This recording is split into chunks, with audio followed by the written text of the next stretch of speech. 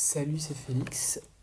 Aujourd'hui, j'aimerais continuer les petits tutos sur les modulations par rapport de tierces.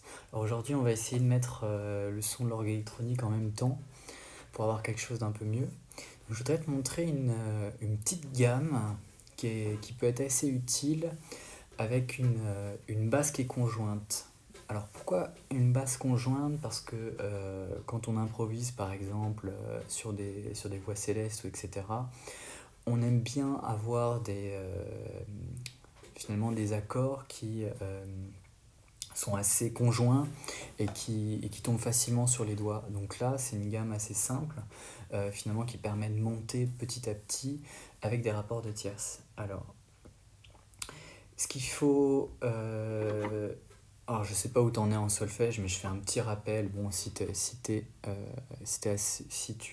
les bases, bah, tu peux passer un peu à la suite. Mais je vais te montrer. Alors, on a notre accord. On est toujours avec les septièmes d'espèce. Alors, on a notre Ré fa la do, accord de 7. Voilà. Donc, on a un accord mineur. On a la quinte et notre tierce mineure. Voilà. Plus la septième. Si on le renverse, on a notre fa la do ré. Fa la do ré, on a un accord qui est majeur là, fa la do ré, mais c'était la même septième qui est mineure. Mais si on prend à partir de la basse, on a c'est moi ce que j'appelle un 6-5 majeur pour pouvoir le différencier du fa la do ré avec le la bémol. Ou là où en fait on est sur un mode de fa. Comme si c'était un fa mineur, je dirais, naturel, avec la sixte qui est, comme on est sur des modes, comment dire, si on est sur entre guillemets, un fa mineur modal, le ré, il est modulant, il est bougeant, il peut être soit bémol, soit bécard. Donc là, moi j'appelle ça, le deuxième, j'appelle ça un 6-5 mineur. Voilà, parce qu'on a, on a l'accord mineur. C'est pour ça que je les différencie. Mais ça, c'est pas ce qu'on est en train de voir aujourd'hui. On a notre 6-5 majeur, qui est en fait simplement un accord de Ré, voilà, avec sur un Fa. Après, on a notre La, Do, Ré, Fa. Donc on a une tierce mineure d'abord. Donc on a une tierce mineure. Une seconde qui est majeure et une tierce mineure. Voilà. Puis ensuite, on a notre accord de 2, donc Ré, Fa, La, où on a finalement on a une seconde, puis un accord qui est un accord parfait mineur. Tu vois. Donc voilà, ça c'est juste le rappel. Donc il faut que tu sois capable de construire sur n'importe quelle note, n'importe quel de ces accords. Donc tu prends une note, un Fa, tu construis cet accord, tu prends un La, tu te construis un 4-3, un 2, voilà, etc. Bon. Pour ceux qui savent, on passe à la suite, sinon bah, tu t'exerces. Donc je vais monter une petite gamme. Ce qu'il faut savoir, c'est si on module avec les rapports de tierces, on se retrouve avec des transpositions qui sont limitées parce qu'on va retomber rapidement sur les mêmes trucs.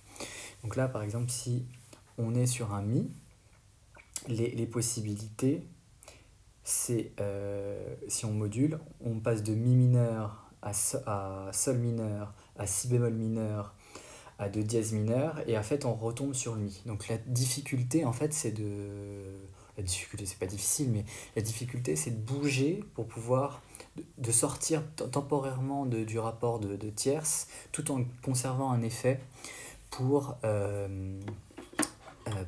comment dire, pour pouvoir continuer à monter indéfiniment. Alors tu vois, c'est notre accord de 6-5 qui va jouer ce rôle-là. Alors je vais jouer là, je sais pas si tu vas entendre à l'orgue. Donc on a notre accord. Attends, non, j'ai pas mis les jeux. Je mets les jeux. Donc si je mets notre accord Ré, Mi, Sol, Si.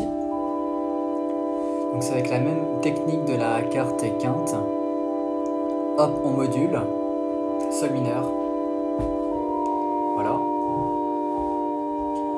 Donc là je propose maintenant de bouger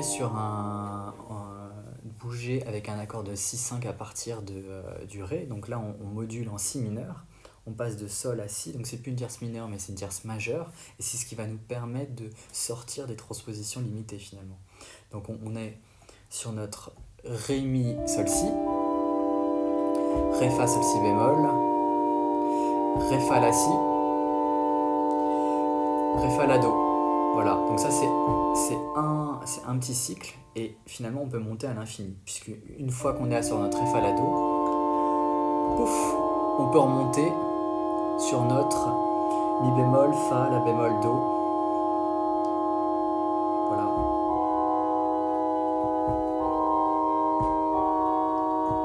Puis voilà, on peut continuer, ainsi de suite. Alors, voilà, je te propose de t'exercer avec cette petite gamme. Tu vois, en fait, c'est ce qu'il faut, quand on travaille des gammes comme ça, comme appelle FireTag des voies de garage, il faut que ça soit la même. Moi, ce que je pense, c'est d'abord, il y a un travail analytique. Le travail analytique, c'est de définir la gamme. Une fois, après, c'est la mémoire des doigts. Donc, ça veut dire qu'on va. Les doigts vont savoir à chaque fois où il doit aller. Comme là, on a souvent des notes communes, finalement, après, c'est assez simple de les apprendre par cœur, d'apprendre ce que les doigts font indépendamment de la note où on est. Et ce qui permet d'instantanément, quelle que soit la note, on arrive à moduler parce que les doigts savent où aller. Par exemple, si je suis sur notre Ré mi sol si,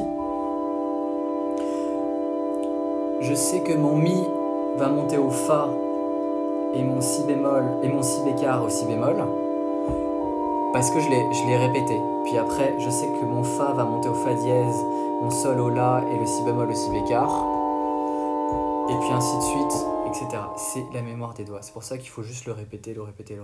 Et après, je sais par exemple si je construis n'importe quel accord. Par exemple, je suis sur mon sol dièse, donc je construis un accord de 2. Donc si on a un si bémol mineur, je vais pouvoir continuer la gamme. Par exemple, je sais que le si bémol va au si bécard, le fa va au mi. Après,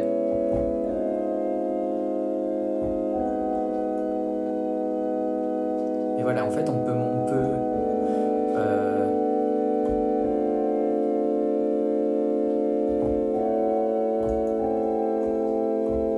en fait, indépendamment, ça permet de le savoir. Donc je t'invite à le pratiquer. Voilà, c'est une petite gamme. C'est la gamme numéro 1. Le reste, on le verra. C'est d'autres gammes qui permettent de faire d'autres choses. Mais ça, c'est un premier exercice. Alors, qu'est-ce que ça permet? En fait, ça, de travailler l'harmonie comme ça, après, tu vas pouvoir comment dire, le mettre en forme avec n'importe quel motif et forme. Tu vois, par exemple, ça, tu peux faire avec main gauche, voix céleste, et main droite, bourdon ou flûte harmonique. Ça te permet ça fait un truc. Sinon, tu peux faire voix céleste, toujours main gauche, et une sorte de carillon à la main droite, où tu joues en fait les mêmes notes de l'accord. Par exemple, si t'es, je t'en fais un là, un petit carillon.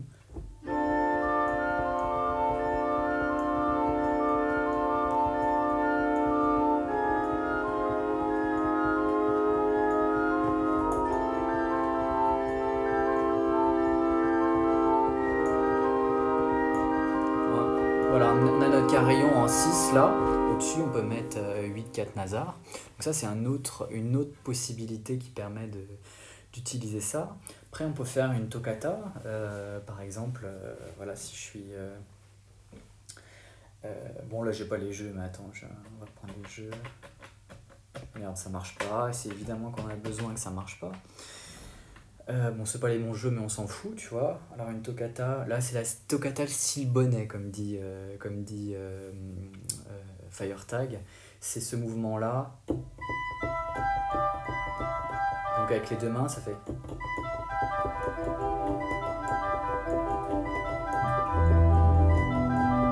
On n'entend pas le pédalier. Attends,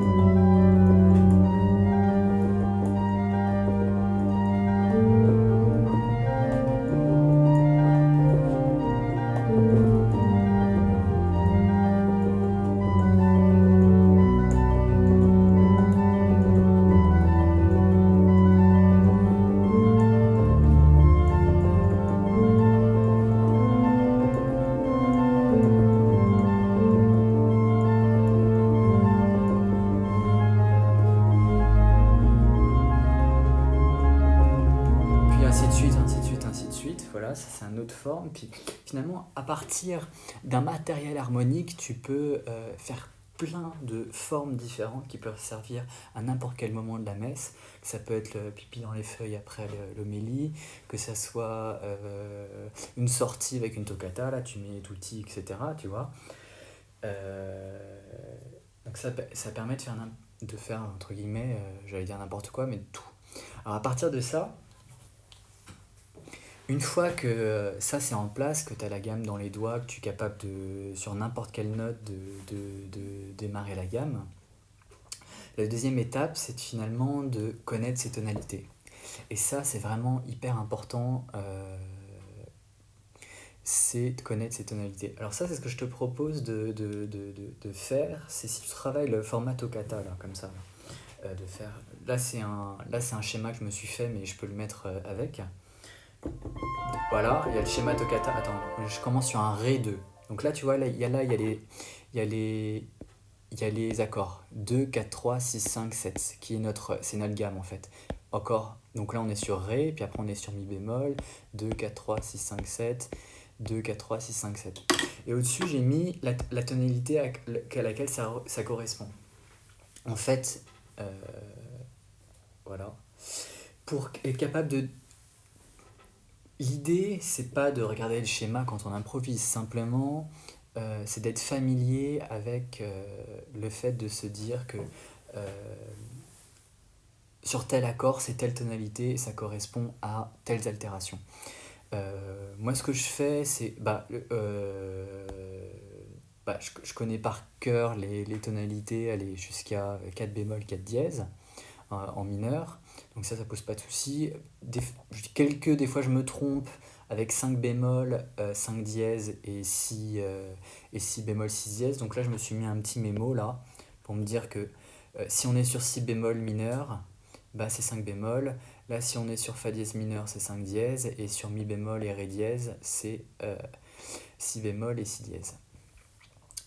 Donc ça veut dire que par exemple si je suis sur si bémol mineur, je vais me dire c'est comme si on était en fa mineur, il y a 4 dièses, plus le cinquième dièse qui est le sol bémol, tu vois. Et pareil pour le sol dièse mineur, on a un cinquième dièse, donc c'est le la dièse, hop voilà. Ça me permet de ne pas me planter et de connaître les tonalités par cœur. Pour connaître pour identifier instantanément une tonalité, c'est simple. Tu vois, là, ici, il y a le si bémol, par exemple. Si bémol, on a notre accord 4-3. Alors, je fais un accord 4-3. Notre accord 4-3, c'est là, il suffit, comme on est sur les accords de septième, il suffit de voir où il y a la seconde, où il y a une seconde. Donc là, c'est ré bémol et mi bémol. Forcément, s'il y a une seconde, celle du haut, c'est la fondamentale, et en dessous, c'est la septième. Donc ça veut dire qu'on est en mi bémol mineur, tout de suite, instantanément, je sais. Donc ça veut dire que je t'improvise en dessous, en disant mi bémol mineur, où moi je me dis, il y a 4 bémols plus 2, tu vois. Et ça te permet de pas te planter si tu fais le pédalier. Donc une méthode pour travailler le carillon, par exemple, donc je le fais.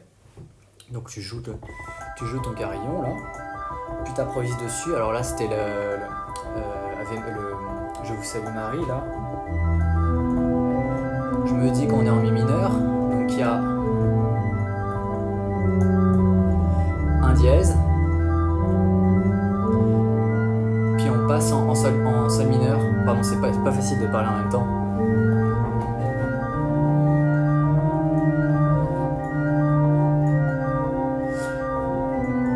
Il faut être capable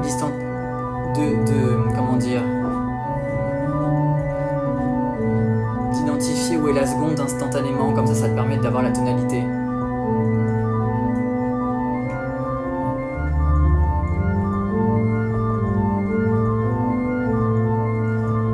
Voilà, hop, fa mineur.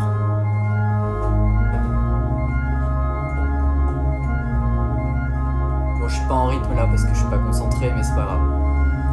Tu vois, et tu montes comme ça toutes les tonalités, et ça te permet de faire ce travail de connaître tes tonalités. Et pourquoi on fait ça, ce travail de connaître les tonalités? C'est parce que après, la voie de garage là qu'on apprend, c'est tout de suite pour s'en échapper. En apprenant d'autres voies de garage et en les combinant, etc., puis en laissant faire après, on sort de ces schémas qui sont très scolaires et ça permet de facilement passer d'un ton à l'autre. Même si ce n'est pas des rapports de tiers, ça fait des effets par exemple.